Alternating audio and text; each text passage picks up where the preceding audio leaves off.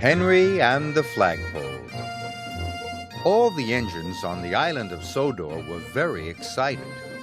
There was to be a great banquet at the Scottish castle.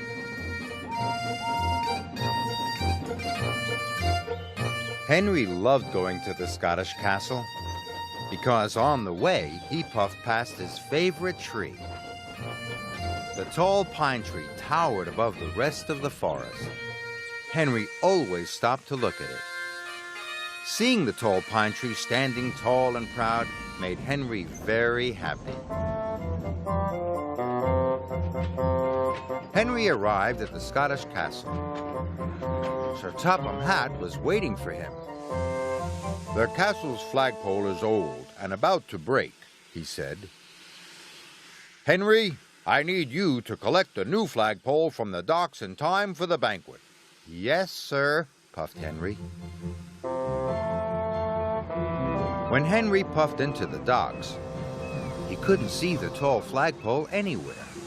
He looked around for something tall. He looked above the coal cars, but there was nothing tall there.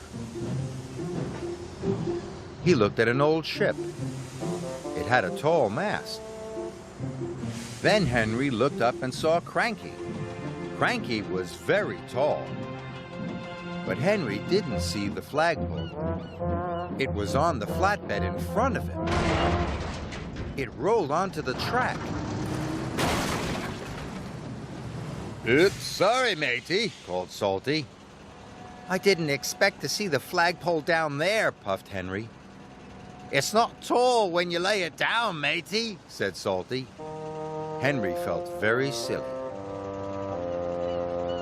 Soon, Sir Topham Hatt arrived. "This is a disaster," he boomed. "The Scottish castle will not look the same without its flagpole." Henry was very sad. It was all his fault. "Maybe seeing the tall pine tree will cheer me up," Henry huffed. But nothing could make Henry feel better. "I wish I hadn't broken the flagpole," Henry sighed to Toby.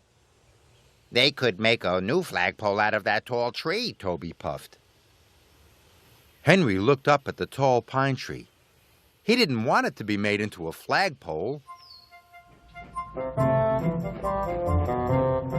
The next morning, Henry had to take some workmen to the forest.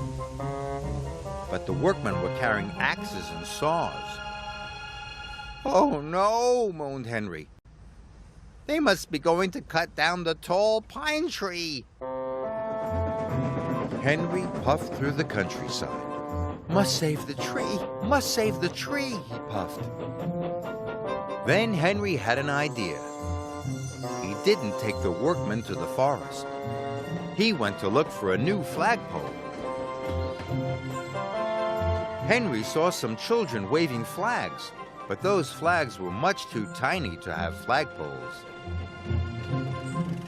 There was a flagpole holding up a windsock at the airfield, but that flagpole was much too short.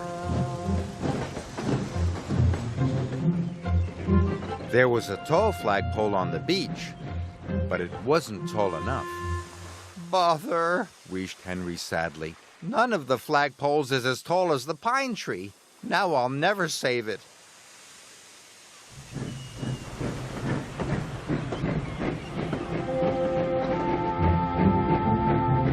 That evening, Sir Topham Hatt came to see Henry at the sheds. "Henry, those workmen had a very important job to do. You have caused confusion and delay," Sir Topham Hatt said sternly. "Tomorrow, you will collect coal, and Edward will take the workmen to the forest." The next day, Henry was collecting the coal when Thomas arrived. "I can't find another flagpole," moaned Henry. "I've looked everywhere." "Sometimes the thing you want is somewhere you wouldn't think to look," puffed Thomas, and he steamed away. So Henry set off to go where he wouldn't think to look, but he couldn't see a flagpole in the cow field. Then Henry looked in the orchard. but only Trevor was there. Hello, Henry. Hello, Trevor. You're very nice, puffed Henry, but you wouldn't make a very good flagpole. Henry puffed sadly into the docks. Some vacationers were taking pictures of the old ship. Henry looked up at the tall mast. What about the ship's mast? Asked Henry. It's to be chopped up and used for firewood, me hearty, said Salty. But it will be perfect for the castle flagpole, Henry chuffed. Then you best take it quickly, matey, said Salty. Cranky soon lowered the mast onto the flatbed. And Henry raced off to the forest. He had to get to the tree before they cut it down. When Henry pulled into the forest, the tall pine tree was still there, and so was Sir Topham Hatt. Please don't cut down the tall pine tree, sir, chuffed Henry. I think this ship's mast would make a very good flagpole. I would never cut the tall pine tree down, said Sir Topham Hatt. The workmen are only here to collect some firewood. We always have a roaring fire at the Scottish Castle banquet. Henry was so happy it made his axles tingle. That night the flag was hoisted on the old ship's mast. It looked wonderful. Henry thought it was the nicest thing he had ever seen. Except for the tall pine tree